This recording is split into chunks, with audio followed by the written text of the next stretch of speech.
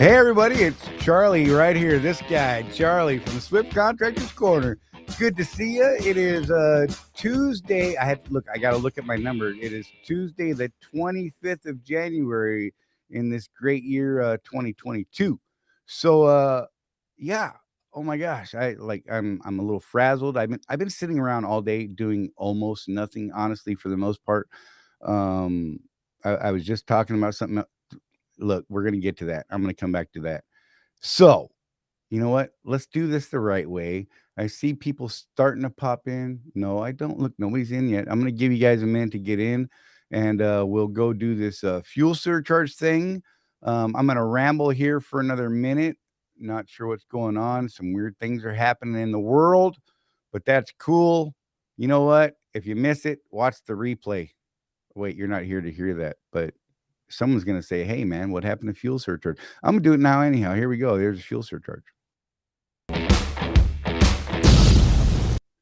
So this week, our national average went up 0.055 to a whopping 3.780 for the national.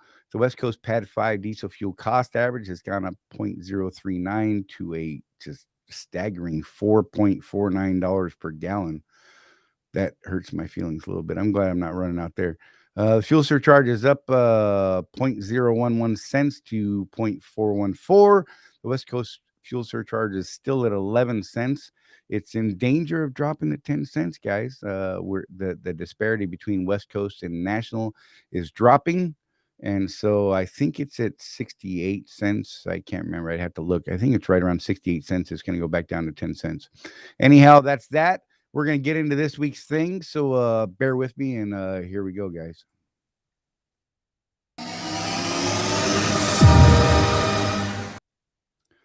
So this week, I wanted to bring on Ken Kelly. Look, there's Ken Kelly's face. You guys may know him from the group. Ken Kelly, how the hell are you? I am good. I'm sitting at home. I didn't know about the fuel surcharge. Usually I get a message in the truck. Right. But I didn't know about that. And hey, we're up this week. I'm suffering that pain on the West Coast.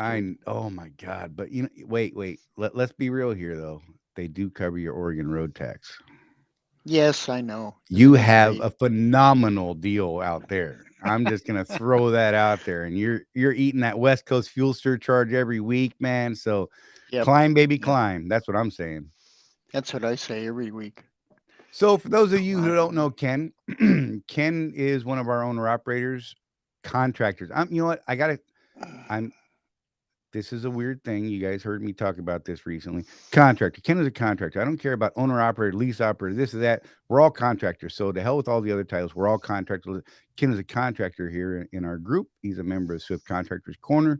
He's been a long-time driver, long-time contractor. I'm going to let him tell you how long he's been doing this mess. So Ken, when did you start? How long you been doing? What have you been doing? I first got behind the wheel. I was thinking about that today. I first got behind the wheel 28 years ago, 28 or 29 years ago. I've been an owner operator at two different companies for, let's see, 18 years here and 10 years at Martin Transport. So Good 28 God. years, 29 years. It's been at least a minute. Yeah, I tell people I still remember when logbooks were 10, 8, and 15. Right. So. No, that's good stuff, man. So, Ken, we know you from the group, and you pretty much run the West Coast exclusively, right? I mean, you run an I-5, is that right? Yeah, I run usually I-5, US 97. I just stay in Oregon, Washington, and California for the most part. Occasionally, I go to Utah. Nice. So that's a good little deal. But when you first started contracting for Swift, what were you running then? Just kind of all over the place, the 48 deal? Well, I never did with Swift. I was bought out. I love telling people I've never filled out an application for Swift. Nice. Ever. But I was with Central Refrigeration, so they bought us out. But when I was with Central, I did all 48. Right. And then so you came over on one of those higher rate contracts and that sort of thing that some of those guys had, and we're like, don't get rid of that.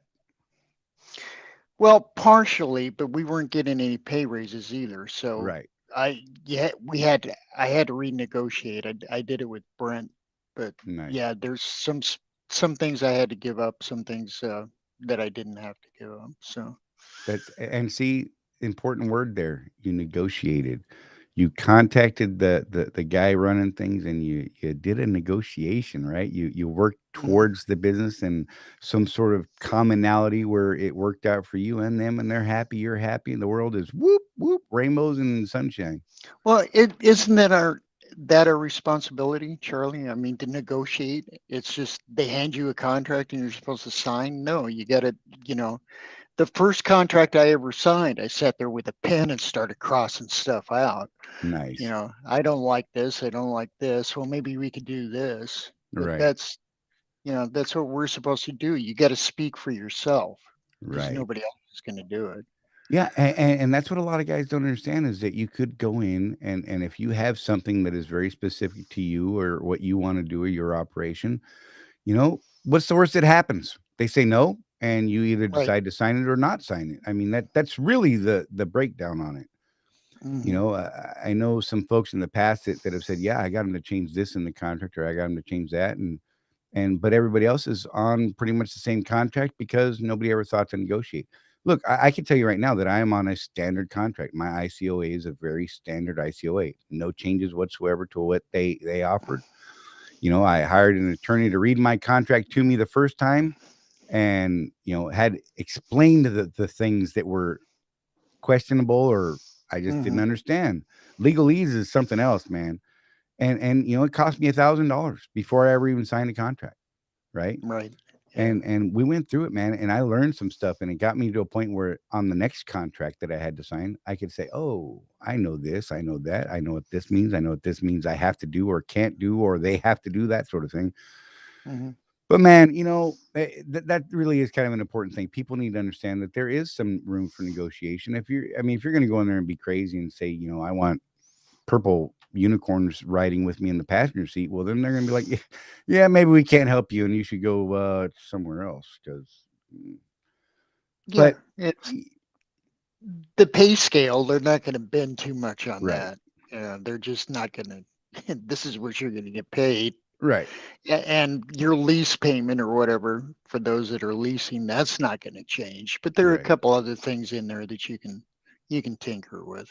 So, what sort of things might you recommend someone who's looking at leasing, or someone who's going to be signing a new lease? What sort of things you think that they could maybe adjust towards their favor? If Yeah, well, it depends. They got so many different types of I know, leases. I right? I know. like who was it, Matthew or somebody was talking about an oil change through a some odd lease, and Jeffrey Morton came back and said, "Well, what is it in your contract?" Well, I Right, got to thinking about that. Did I miss something when I was reading my contract? So, like an idiot, I go back. Well, not an idiot, but I go back and I read through because I keep a copy in my truck, right. and I'm going through my. Well, that's not in there. What kind of contract is it they're talking about? They've It got, was the MRP lease. yeah, they got a dozen contracts that are just Right. blows me away. So with you know what? I'm actually glad you brought that up, that specific portion. I just wanted to touch on this or before we get too deep into anything else. On the MRP lease, for those of you who have not looked at the very first page of the contract, paragraph 2, let me take a breath for a minute. The very first page of the MRP Schedule F, paragraph 2 states that you must have work done at Swift or the company of, it's not Swift, it's IEL, at the company approved shops. If you want to have work done anywhere else, even maintenance, any repair has to be approved through the lessor. So go back and read the paragraph 2, page 1 of Schedule F on your MRP lease, you guys, because I'm going to just throw it out there. You clearly didn't read that contract. And this is the first page. So, all right, I'm done with that. I'm over that right now. I'm not going to rag on people for this. So there we go. Wow, that's hard to get out of that conversation right there. Well, that's another thing. They were bringing up another guy in the room or on the page who's saying, "I've got this fault showing up. Where should I bring it?" Well, whether Right, you're under an MRP contract or any other contract, if you're still under warranty, if your engine or your body or whatever is still under right, warranty, go to an OEM approved right, shop. If you do not do that, that warranty gets voided. right. You're in a And whole that's and a here's whole the funny different. thing about that is they could just as easily, on their way to Kenworth, Freightliner, wherever, right? Mhm. Call IEL, say, "Hey, I got this thing. I'm gonna run over to Kenworth, get this looked at. Is that cool?" And they'll be like, "Yeah, because we're not gonna do it, you know." So Right. I mean that's just how it is. Hey, just a quick shout out, Paul Phillips. I see you, buddy. My baby Rosie's out there. She's like, "Hey," with a little hand, and she's been hanging out in bed all day. She's not feeling well, but whatever. If you guys have questions for any of us, all two of us, it was supposed to be four of us here today. Sorry, I got a weird mindset going on. Other two guys couldn't make it. Jeff got stuck on the road, has to make on time delivery. The other guy I was going to have on here is that crazy dude, Greg Burgess. Love that guy. He's so much fun to talk to. You guys, I can't wait for you guys to meet him too. He's an amazing dude, seriously. But yeah, so back to where we were. Sorry, you see me how I am, Ken. I just squirrels, man. I feel like squirrel, Yeah. squirrel. Um, another thing I want to touch on real quick, you guys. All of us should have gotten a message. Maybe you didn't read it, maybe you didn't see it. Came out, I'm guessing it was payroll or the division. It said, "We're aware that there may be a settlement accounting error on your pending settlement screen. We will have this error corrected by Thursday before settlements post for this week. We appreciate your understanding as we address the issue." I can tell you that as of this morning, it was kind of wonky for me. It said I owed $586 for fuel tax, and it has since been fixed, and now I'm down to like $29. So there you go. Matt Wright had a $1,400 fuel tax bill this morning. I was like, whew, I hope they fix that because that one hurt I my feelings. Mine was 1,800. Oh, you win. Because You yeah, won, sir. no, because they added the Oregon road tax to it, Right. Oh and God. I'm They going. I say, but what is this? This is the second time in 6 months this has happened with the yeah, with something the like that. But at least they and caught it. They saw it and they're making the adjustment quickly this time. So yeah, maybe they're learning from what's going on. yeah, because Um last time they had to drag out payments over what 3 weeks or I Right, couldn't to keep fix track it. of Yeah, it. I had no idea what was going on then either. I just like, okay, whatever. My fuel tax is pretty low most of the time anyhow, but I'm just like, whatever. But you guys are running those high tax states. I'm like, whoa, that could hurt. And then throw in the Oregon road tax if they screwed that up for you. Oh my God, I'm just Yeah, I saying, know, Jesus, that is but horrible.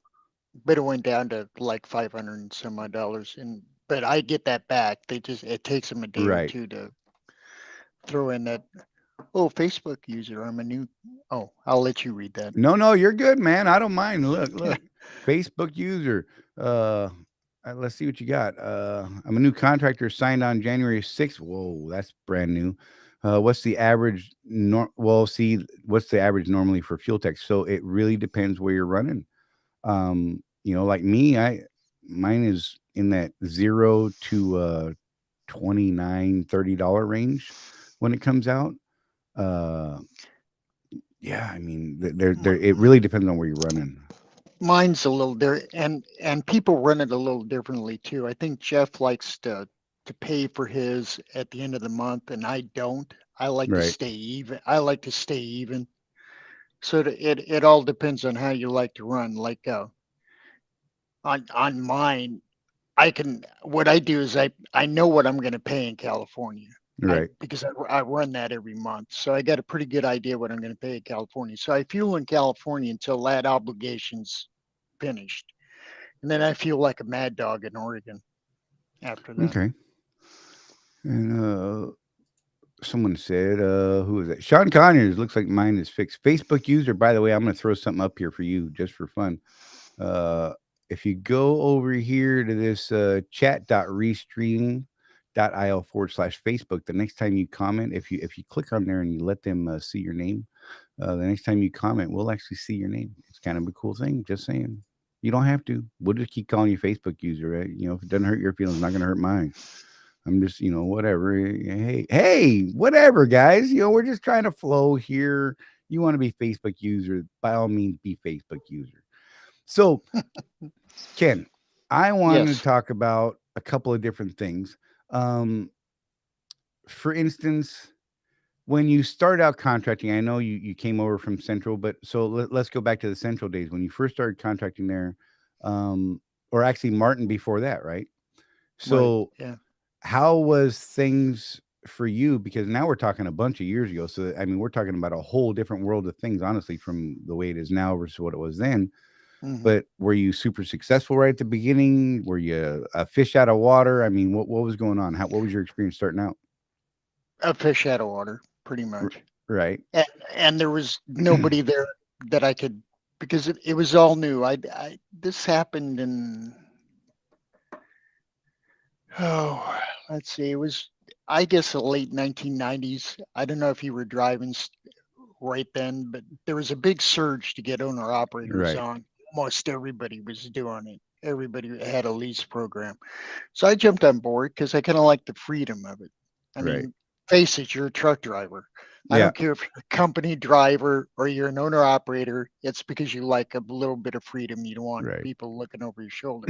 So that attracted me to it. But I had no idea how to run the books, Right. cash flows. Cash flow is extremely important. You got to keep an eye on cash flow.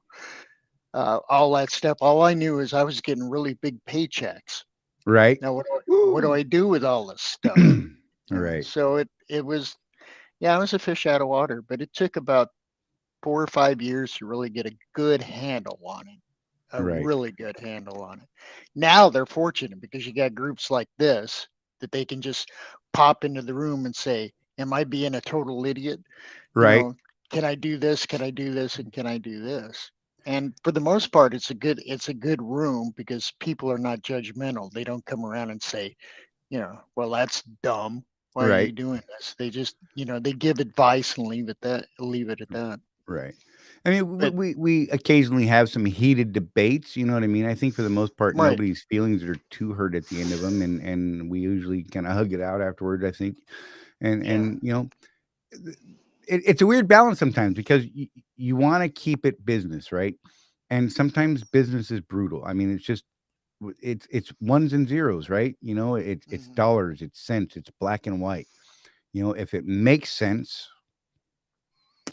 you kind of go with that. If it doesn't right, make sense, then you got to start weighing in other things. Okay, I'm going to lose money doing this, but you know, what's what am I accomplishing out of this? Oh, I'm getting a little more home time. I'm spending a little more time with my family. Well, that's absolutely important. Don't get me wrong, but you hmm, can't come back and complain because you took 20 weeks off last year and your yearly settlement was significantly less than what it was the year before that you didn't take the 20 weeks off. So trying to find a balance between uh making the money, making the miles, keeping the truck upright and all that sort of thing, and that personal time and your free time, your home time. And I know this is something you want to talk about, so let's get into that. How do you balance those things, man? And how do you prioritize that? well, when you first start out, I tell new drivers if they want to ask me, I'm like you, I like to talk. So if Right. they ask me a question, I'm going to give them an answer. Is don't change anything that you're doing now. You Right. know, don't change anything until you get an idea of what's going on. You Right. know, don't you're going to see a lot of money come in. You're going to see more money than that doesn't mean go out and buy a Harley Davidson, go out and buy a Right. boat, go out and buy a house. You're going to get into nothing but trouble, Right. nothing but trouble financially. Just keep doing what you're doing now. But it is important to take time off. That's what I see this in the room all the time. Right. Everybody's chasing the dollar. Right. Everybody's doing it. You've got this. You just have to take time off. You just have to. Like I told you earlier, I'm going to Thailand next month. That's awesome. You know, I'll be there for 2 weeks, and I like to leave the country when I Right. take time off. I'm just Yeah, no doubt. to hell with the United States, and I'm not even going to get into anything what I think Right, about right, that. But you know, you have to maintenance yourself. You right, have to. If you're a family, you have to maintenance your family. You have to maintenance your marriage. Any wife right. will tell you that. You Right, know, just get away, take care of yourself. But you can't work for 3 weeks if you've got a lease payment. You can't work for 3 weeks and take 2 weeks off. You right. can't do that. It's a You tough have deal, yeah. Yeah, you have to have a work ethic. You have to have a plan and a work ethic. If you want to take a vacation or something like that, plan for it 6 months Right, out. I had this all set up 2 years ago, but COVID happened. right. You know, but have a plan. No matter what you do, have a plan. That's extremely important in this Right. business. You always have to have a plan. And you need You to know. be able to adjust that plan. It's just like with goals, if you've got goals or plans or things like that, Mhm. you've got to be able to look at those things and then adjust accordingly. Sometimes on the fly. I mean, sometimes it's got to get it done now. Mhm. And hopefully you're not planning your vacation that way or your time off. That you're getting this stuff thought out. I know Jeff. When Jeff leaves the house, he basically sets a goal for, okay, before I go home again, I need to accomplish X, Y, and Z. Right, And and that's by I doing do the so, same thing. right, and by doing so, then he can say, when I go home, I can go home for a week, or I can go home for 2 weeks, or I mean, hell, Right. unexpectedly, he took a month off last month, so and guess what? He's still in business. It's Mhm. amazing because he had a plan in place. He had some backup. He had some savings to cover all those things that we have to cover, whether we work or not. You know, Right.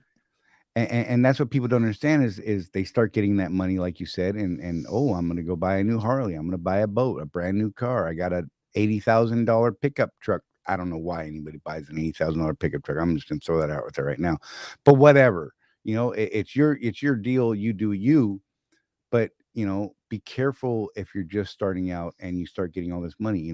Put some money away. I tell people all the time. 35 grand was a magic number a few years back, and 35 grand, the reason I used to use 35 grand as your nest egg for the business, mind you, that's just for the business, that's not anything else, was for $35,000 for me and my operation. I could replace anything that broke on my truck, including the entire truck. I could Exactly. go buy Yeah. another truck just like I have right now for about 35 grand. Now I need to adjust those numbers because the market is absolutely insane on used trucks. But whatever, so and mind you, I don't get that 35 grand very often. I can freely admit that. But I'm always working towards something of that nature. Mm. And I'm proud and happy for people who can pull that stuff off, and that's great. And keep doing that. And when you get to that point, maybe set aside a little more. And you can go from there. Yeah. I see Kenneth, you looking. I saw you yeah. looking at it. But see, that's I do the same thing because I live not far from Sumner. So next month when I go to Thailand, I'm going to drop off the truck at Sumner.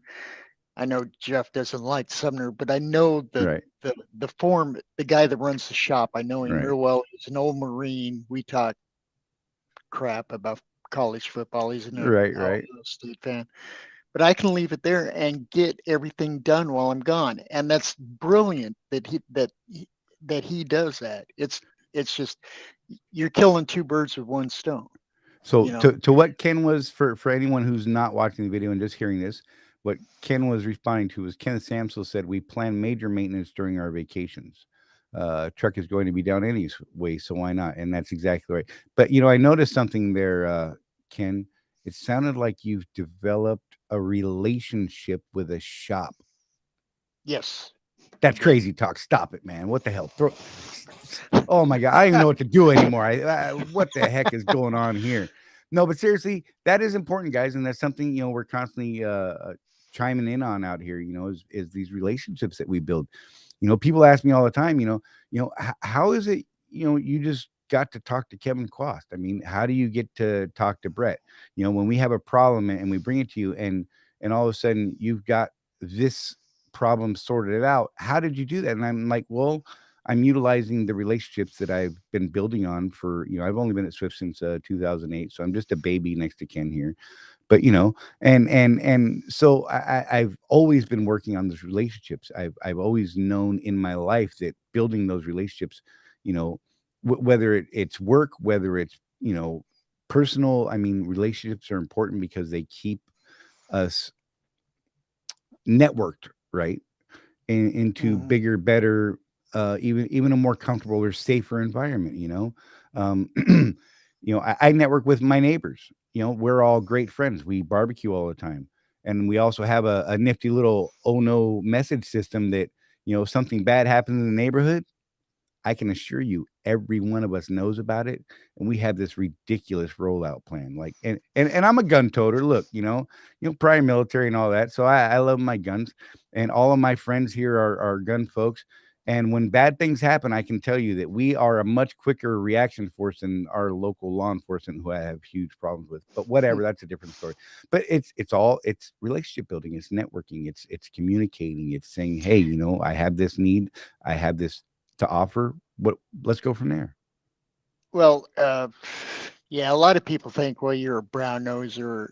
As we said, Oh when my I was in god. the air, when I was in the airborne, like we called it cheesy. Remember that Right, phrase? right. Oh You're a yeah. cheesier, and but it's not. It's just building. You know, well, guys, if you think it's brown nosing, it's not, because I'm not going over to any of these people's houses to eat their barbecue and drink their beer. I'm Right, not. It's a business relationship. right. And, I got to look out for myself. So if nobody else is going to do it for me, you Exactly. know, And those relationships can turn into friendships. I mean, I have a yeah. tremendous friendship with Tisha Dover. I love that lady. I'm telling you right now. And Joanna Sims and Michelle Cantrell. Hmm. I speak to these people not about business. I mean, we talk about life things from time to time. Things like that. And we separate the two. We can absolutely separate the two, because when work is work, that's total different world to me. And I have no problem. Look, I need you to do this, and I'm like, okay, or I'm not gonna, whatever. And we're still friends afterwards, you know? Yeah. So Oh, so I'm there's not saying nothing. I'm Right, not right, saying you can't be friends. It's just, I'm friends with Scott and right. Scott Hadley, who runs the shop. But it's, and people, well, you talk to Shout out to Scott. Scott Hadley, Yeah. And Marine, whatever. oh, he was no, he's an E9. I give him crap about the Oh, Marine nice. Marine stuff all the time. I That's just good give stuff. him, but he was in charge of a whole motor pool. So he runs Right. that shop up there like a motor pool. Leonard Snow, So I see you, buddy. I'm pretty sure I ran into you the other night, and you're like, "Hey, what's up, Charlie? Good to be you." And I just kind of walked past you, and I was like, "Yay, what's up?" And I had no idea who you were until you left, and then I was like, "Dang, I think that was Leonard Snow," and I missed my chance. So I apologize, Leonard. I think that was you. If that was you, awesome. If not, then hi, Leonard. What's up, buddy? Jason Edwards, hey, we see you. Kim the Samsel Greer, I see you. Mike Ferris, this is my gun. This is my weapon. This is my rifle. This is my gun. This is for the fighting. one This is for fighting, this fun. is for fun. Arrgh. Anyhow, let's move on from there, because that could start a whole weird thing. And oh my God, this is not even happen. So Ken, let me ask Mhm. you, because you've got, like, 152 million miles under your belt now for the 72 years you've been driving. My bad. I'm sorry. That's just fun. I got to pick on people No, sometimes. well, actually, I'm on the million-mile wall at Martin Transport, Nice. and I'm a hair's breadth from 2 million miles here. So, That is impressive to me, man. It so I really is. got two different companies I get the award from. That's Not that awesome. it's kind of So, cool. what is what do you think the most important piece of advice you could give a new contractor, right? Before they become a contractor and after they become a contractor? What kind of advice can you give to those people? Just to put you on the spot, you're welcome. Yeah, yeah. Thank you. Um, before, I'd have, it wouldn't be advice, it'd be a question. What are your goals? Nice. So that comes That, back to Jeff and I. What is your yeah. why? Yeah, what is your why? What are your goals? What is it that's driving you to do this? Because in all honesty, and that's the once they become an owner operator, you're going to realize what kind of a pain in the ass it really is. Right. Because it is a pain in the ass. Running a business is not easy by any stretch of the imagination. You Right. got to be up on, with trucks. You got to be up on maintenance. You got to keep this sheet. You got to keep that sheet. Like I told you before, cash flow. And Right. it amazes me how many people out here don't know their cash flow. Right. What their, how much is going out, how much is coming in, where Right. they're putting stuff up, you know, putting stuff away. That's the other thing. And the biggest advice I can give them once they become an owner operator is maintenance. Um, your maintenance account. Put away 15 to 20% or 15 to 20 cents a mile into your maintenance account. Well, it's under warranty. Front load it, just Right. like an IRA, just like an investment. Pad Front that thing. load, I mean, just slam as much money as you can into that before everything, because they call it warranty for a reason. Because I've been in this business long enough to know that if it's warranted out to 450,000 miles, 450,000 and 1 mile, something's going to break. Absolutely. Something will, it's just Oh, it could be guaranteed. 13 minutes after the warranty runs out. Yeah, Something's breaking.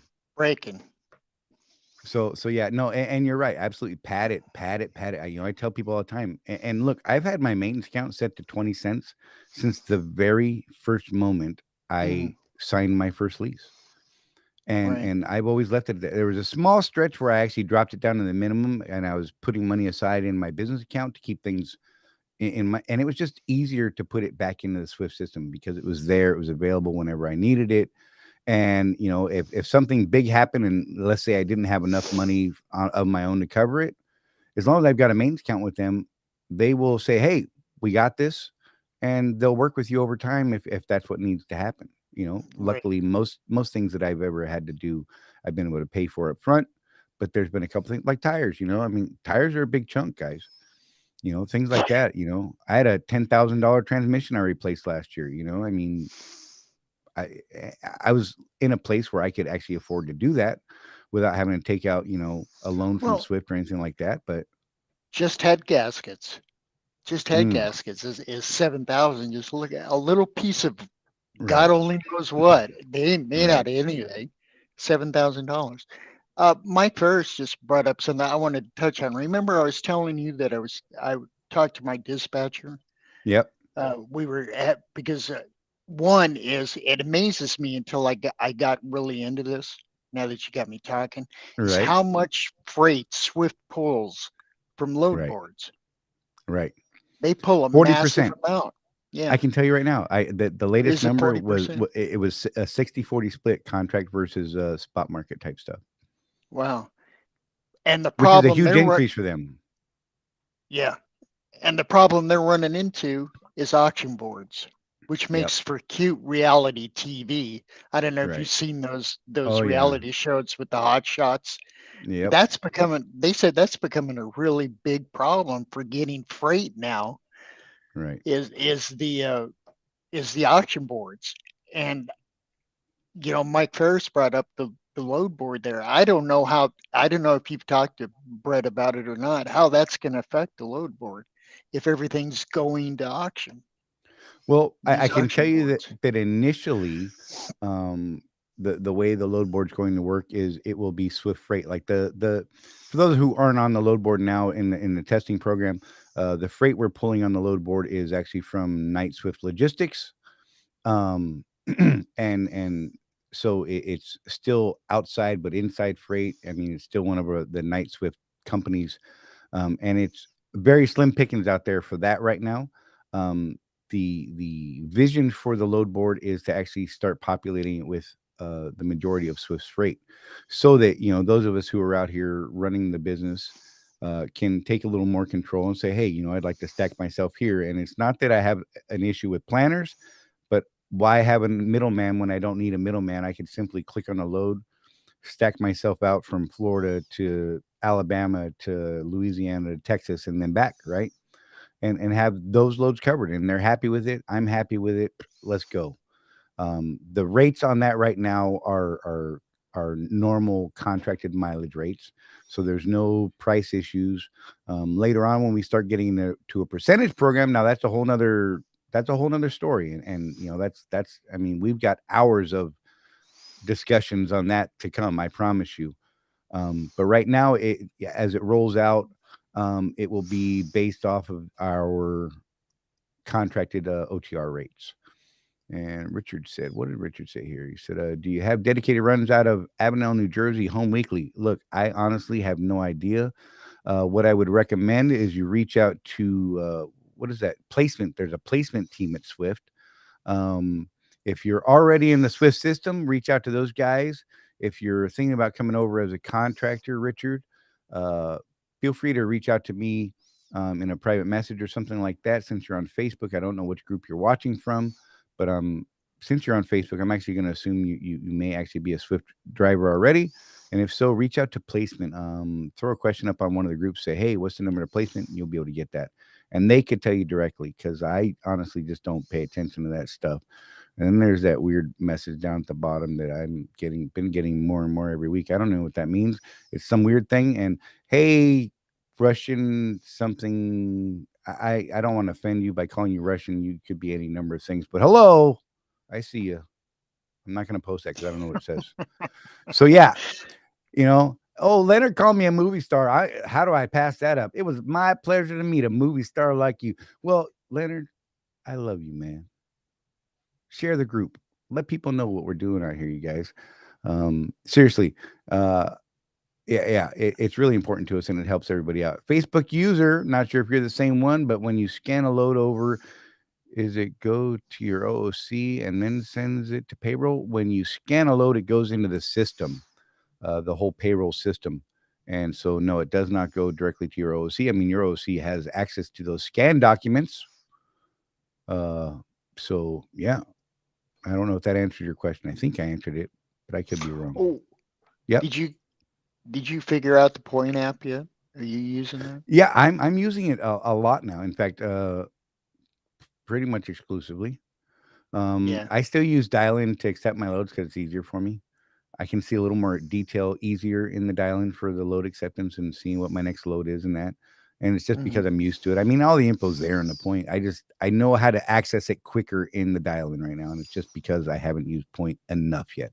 But I am using it, so I appreciate everybody. You are one of them. Like, quit being a big baby and just use it, you big dummy. So hey, I'm trying. Rosie uses it a lot, so that's Yeah. cool. I use it too. I just don't like Zonar. Yeah, I don't like the navigation for sure. So point Uh, is faster than dial-in. I don't know. It depends on what aspect you're talking about. I think for me, I use dial-in so that I can look at my uh, load assignments as far as pre-plans, and I just know how to use it better, and it's an easier display for me. So in that aspect, it would be faster for me using dial-in than point. I know for other people, point is much easier for them to use, and that's cool too. I got nothing well, against the point app. what I was talking about with Zonar is, again, I talk to my dispatcher quite well. She calls me every week or every day, but the ASA 400 is not Yeah, exactly compatible with Zonar. And yeah, there were times that I was actually hooked to two 53-foot trailers at the same time. yeah. That's amazing. I wish And they would let me pull freight like that. yeah, it'd be great if California let me do that, but Right, they don't. And then it sends messages like, well, you're not assigned to that trailer. Well, how did I get dispatched if I wasn't assigned to the trailer? Because they can't dispatch you unless they have the trailer. right, And it just so they haven't completely gone over to the Genesis system yet. right. I just because I the ASA 400, I think about it the same way you do. honest, that's still DOS, Charlie. Right. It's less than, if you ask DOS. me, but whatever. So, but here's the thing about Genesis is it's not a replacement for the AS400, and this shocked me when I found this out because I was like, God, when are we going to switch to Genesis? And I found out that Genesis is actually built for the AS400 to make it a more GUI interface. For those of you who don't know that, graphical user interface, like Windows and such. Um, but it still uses the AS400 back end. It just gives them a graphical use to plug in all the things instead of them hitting F9, F11, F10, 12, 12, 12, 12, 12, escape back just to say, oh, that's Charlie. He's on truck 501153. So yeah, it's crazy, man. What did Ken say? Kim Kensel said for scanning, I use the Swift apps, then add them over to a server at home. Can keep them for tax purposes easily. Cool. I like it. I just use the Swift app dialed in because usually I use that. But then I sent in a trip on Monday and didn't get paid. But Oh, then on Friday, all of a sudden it shows up. right. So I don't know if that's. Hmm. I wonder if And there's a then I weird. I used the point app for the next trip. Bingo, it was there the next morning. See, So and I I've mean, heard the exact opposite of that, where people have been like, yeah, I used the point app and scan it, and I didn't get anything for a whole week, and I'm like, oh, that's painful. And so I look, I'm that guy. Look, every day, Rosie and I, we stop at a truck stop to fuel every single day. And so right now we just simply scan at the truck stop because it's just easier. We just go in, do it, handle our business and move the hell on, and we know it's there and it's groovy. Craig Hutchison, good evening, buddy. It's okay you're late. You could always roll back and see what you missed if you missed anything, if you feel like you missed something. I think you did miss something, but by all means go back and check it out. And don't forget to thumbs up and all that good stuff, you guys. Because I know Craig Hutchinson right there, he's watching from a YouTube, and I dig it because you know what? It's just so much easier that way. Um, oh, there is some discussions going on this week. What was the other one? The fuel thing, the buying fuel and fuel cards and all oh, that. That that's was a some. There was some amazing information in there. yeah, really good info. A lot of stuff I didn't know. You Mike know, Ferris posted an interesting uh, thing in there that I was looking at. It's yeah, that's a wild conversation. But if you I guys aren't just a part of that, definitely get in this conversation. There's a wealth of information coming out, and we got some numbers we're going to start developing from this chat. I think. but oh, when is actual cutoff for the scanning loads over? There is no quote unquote cutoff for owner operators. Generally, they like to say Tuesday afternoon sometime, Yeah, they but say they don't. Tuesday at 3, I believe, Phoenix time. Yeah, but there's no written in stone cutoff. And I can actually elaborate a little bit on that. And the reason for that, you guys, is when they were having problems when they did away with the accelerated pay program. They were having problems with some loads, like Ken was just saying a minute ago. He had one get hung up in the system and it didn't process. They found that there's at typically the average, if there is a hang up, is about 24 hours. So they say if you get them scanned in by 3 p.m. Wednesday or Tuesday, that Hmm. they're fairly confident that they can guarantee you'll be paid on that settlement. If you have a load that does not require bills to be scanned or something like that, like a Walmart dedicated or something like that, you don't have to scan bills.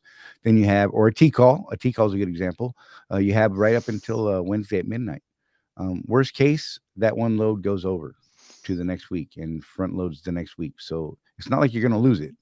And if you are truly at the point where you are having to worry about that one load, and even if it's a long load, if you're struggling paycheck to paycheck, week to week, you need to pay attention more in the group. We need to talk. We need to try and get some things going for you to make things better for you, because you shouldn't be worrying week to week about it. I mean, you need to stay up on it, make sure it's there, but some loads have to have proof of delivery in within 24 hours. Just watch your dispatch notes. Absolutely, Kenneth Samsel said that. That's true. No argument for me on that one. No, I've run across them. Particularly if they're a brokered load, you want to get them in as quick as you can. Oh yeah, Swift wants to get paid, and we want to get paid, and Look, I don't knock them for it. Heck, but yeah. So you guys, if you have any questions, by all means, throw them up there. We will get to them. Otherwise, we're gonna wrap this up here fairly quick. We're running up on we're just over 45 minutes. And Robbie Me, good to see you, buddy. I see you. Hey guys, what's up? He said. And we will get to any questions you guys have right now. If you have something specific for Ken, throw it at him. This is your chance. This could be fun. He's like 172 years old. Yeah, I'm so old. I still remember when the Dead Stooges had a cold. Oh, I love you, man. I'm sorry. I gotta poke every now and then. Poke a little I poke know. right there. But yeah, you guys. You've got look. This man has 3 million miles under his own belt. Okay, I'm feel pretty proud of myself. I'm about 1.5, I believe, these days. And I'm like, woohoo! And then he comes in, he's like, yeah, I'm on a 1 million mile wall in two different places. I'm coming up on my 2 million here. So why don't you just shut the heck up? I'm like, yes, sir. I got you. You win. We're good. But Yeah, but like it's just age. you I just know, and if I had started sooner, Ken, I'd be with you, buddy. But look, I got out of the army in '95 was my retirement date, and I went to work in an adult bookstore.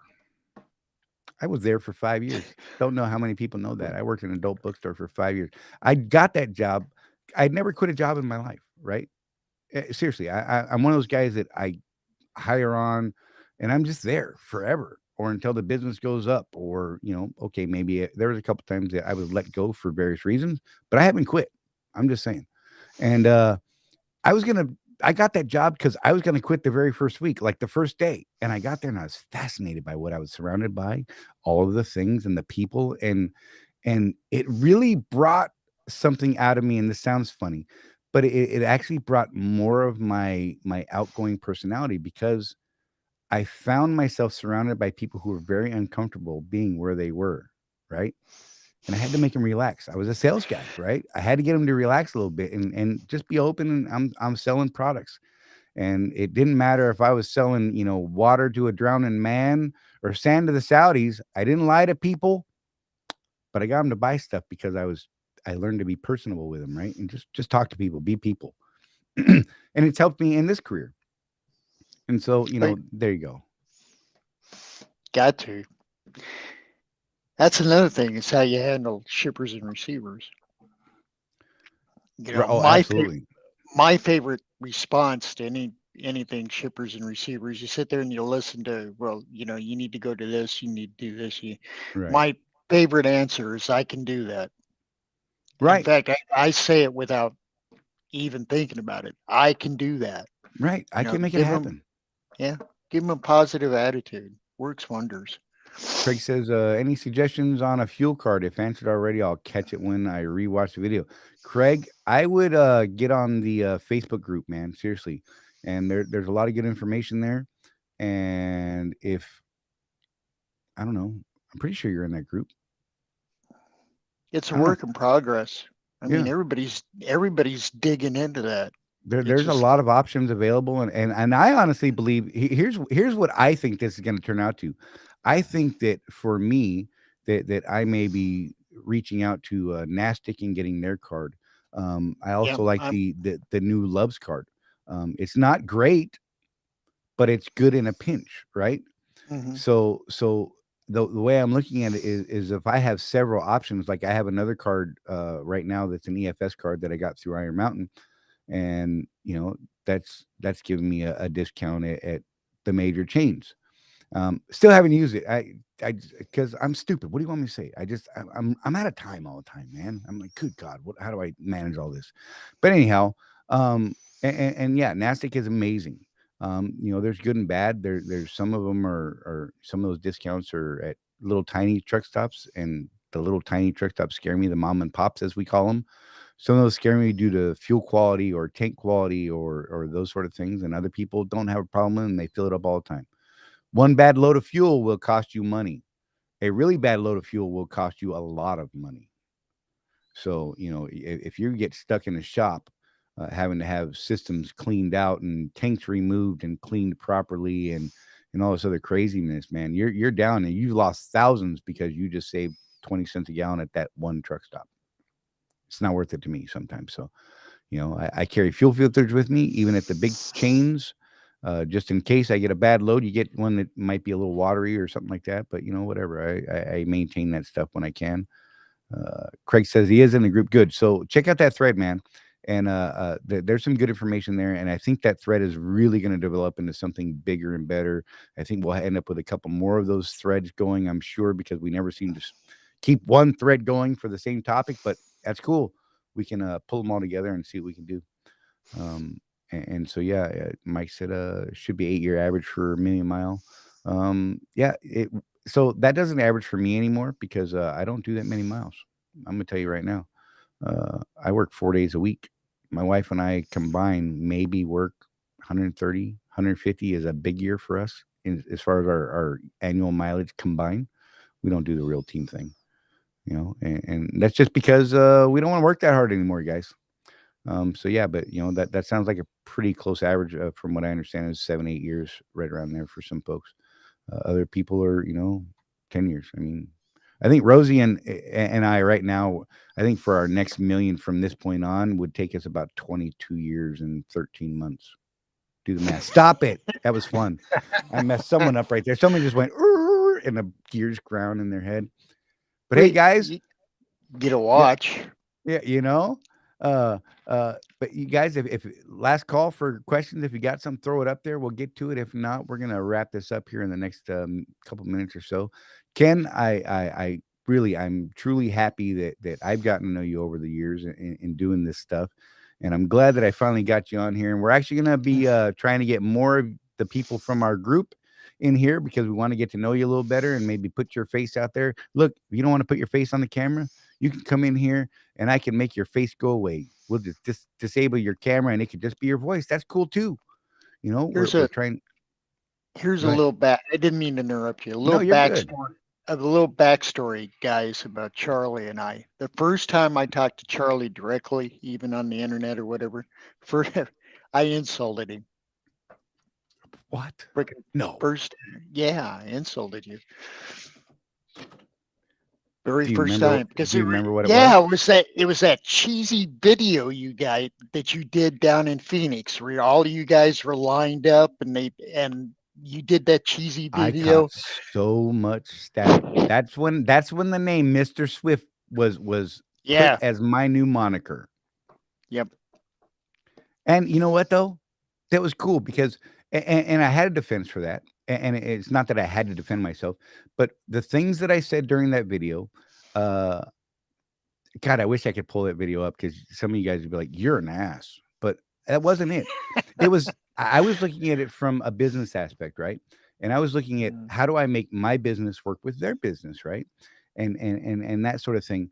And so I understood where they were going, and I also knew the things that they were not willing at the time to even discuss to change, right?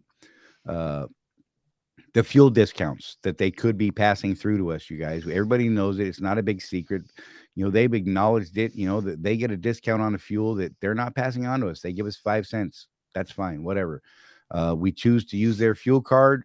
If we go get our own fuel card, which they actually absolutely encourage, go get your own fuel card, pay for your own fuel, get your own discounts, go for it. They're not going to stop you from doing that. So, but yeah, that video, God, I had people look, Kim, I had people that were threatening to cut brake lines, damage my truck. I mean, all kinds of crazy stuff. And in case you guys don't know, I was in a video with Kevin Quast and Betsy Parrish, who was the VP of the owner operator division at the time.